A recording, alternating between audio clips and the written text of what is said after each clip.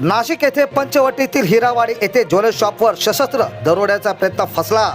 Jewellers शॉपच्या कामगारांनी दरोडेखोरांचा प्रतिकार केल्याने प्रयत्न फसला। अज्ञाताविरुद्ध गुन्हा दाखल। Nashik crime unit 1, Nashik crime branch unit 2 आणि पंचवटी पोलिसांच्या संयुक्त कामगिरीमुळे आणि गुप्तहेरांच्या बातमीदारामुळे आणि तांत्रिक कौशल्यामुळे 6 जण ताब्यात। पहा संपूर्ण बातमी अँटी क्राईम न्यूजवर।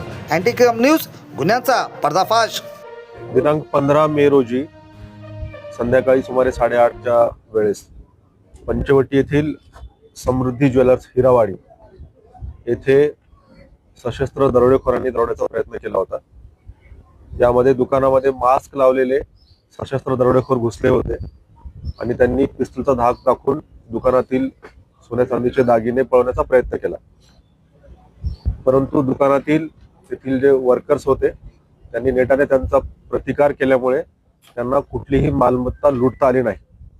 या प्रकरणामध्ये अज्ञात आरोपींच्या विरुद्ध दरोड्याचा प्रकार केल्यामुळे गुन्हा दाखल करण्यात आला होता आणि या प्रकरणामध्ये विशेष म्हणजे कुठलाही सुगावा नव्हता। या आरोपींकडे कुठलाही मोबाईल नंबर त्यांचा सुरू नव्हता। क्राईम ब्रांच युनिट 1 आणि युनिट 2 या पथकांनी अहोरात्र मेहनत घेऊन, त्याचबरोबर पंचवटी पोलीस स्टेशन यांनी देखील याच्यामध्ये मेहनत घेतली।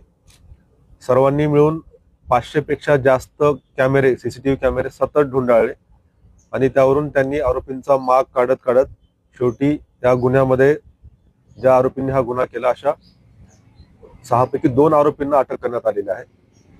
हे 2 आरोपी पंजाब येथील आहे, एक आरोपी मोहाली येथील आहेत आणि दुसरा एक पटियाला येथील आहे।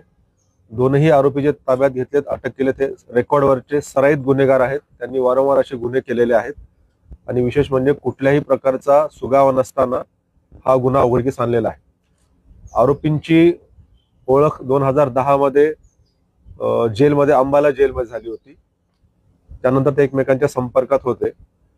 त्यांनी ठरवलं की आपण एकत्रित कुठेतरी दरोडा करायचा। त्या उद्देशाने ते पंजाबवरून निघाले। पंजाबवरून निघतानाच त्यांनी त्याच वेळेस त्यांचे मोबाईल बंद केले पोलिसांना लक्षात येऊ नये म्हणून, आणि ते सुरुवातीला मुंबईला आले।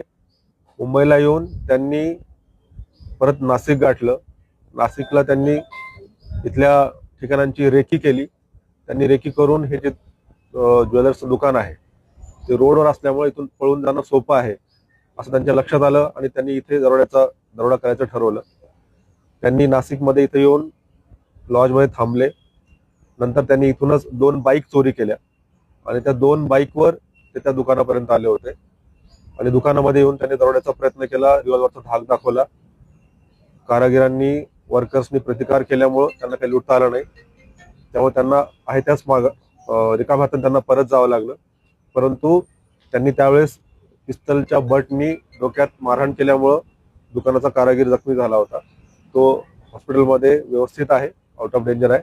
परंतु कुठलाही सुगावा नसताना देखील, आरोपींकडे मोबाईल नसताना देखील फक्त तांत्रिक कौशल्य, अहोरात्र मेहनत घेऊन 500 पेक्षा जास्त सीसीटीव्ही 2 दिवसामध्ये बघून आरोपींचा माग काढून मुख्य 2 आरोपींना अटक केलेली आहे।